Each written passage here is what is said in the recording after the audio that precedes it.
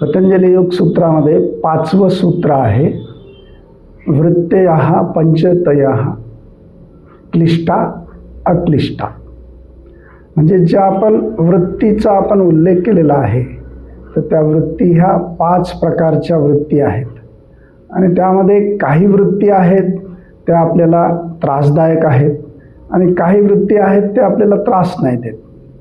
तर मग ह्या वृत्ती कोणत्या आणि ह्या 5 प्रकारच्या वृत्तीमुळं आपल्या जीवनावर काय परिणाम होतो, आपल्या ज्ञान ग्रहण करण्याच्या शक्तीवर त्याचा काय परिणाम होतो, त्यानंतर आपण ज्या मार्गावर चाललो आहोत अध्यात्माच्या मार्गावर, तर त्या मार्गावर चालत असताना त्याचा परिणाम काय होतो.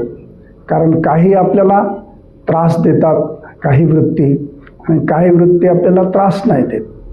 तर त्या कोणत्या वृत्ती आहेत हे पुढच्या सूत्रामध्ये आपण अभ्यासणार आहोत.